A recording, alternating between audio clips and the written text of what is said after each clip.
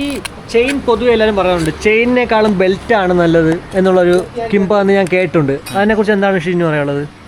ഇല്ല, നമ്മളിതുവരെ belt drive ചെയ്തിട്ടില്ല. വിളിച്ച് ചോദിച്ചിട്ടുണ്ട്, ഞാൻ ഇതുവരെ ചെയ്തിട്ടില്ല. എനിക്കൊന്ന് 18,000 രൂപ ആവത്തില്ലേ? 18-16 രൂപയൊക്കെ ആവും. അത് കുറെ ഞാൻ വീഡിയോസിൽ കണ്ടിട്ടുള്ളൂ. ഒരു 1,00,000 കിലോമീറ്ററാണ് കമ്പനി ഗ്യാരണ്ടി പറയണത്. 1,00,000 കിട്ടും. 1,00,000 കിലോമീറ്ററാണ് പറയുന്നത്. ഓക്കെ. 18 രൂപ 16 രൂപയ്ക്ക് തോന്നുന്നു.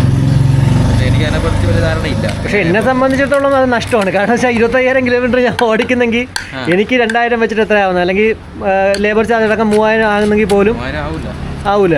അതാണ്.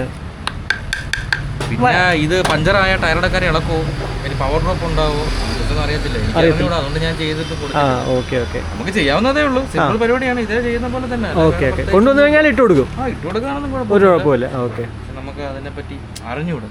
അതാണ് അല്ലേ. മാക്സിൽ എന്തായാലും ഉപയോഗിച്ചിട്ടുണ്ട്. മാക്സ് ഉപയോഗിച്ചിട്ടുണ്ട്. ഇതിലില്ല, കക്കി പോകാറുന്നത് ഭാഗ്യം. ചെയ്യുന്നത് സൈക്കിൾ കക്കുന്ന ഓക്കെ.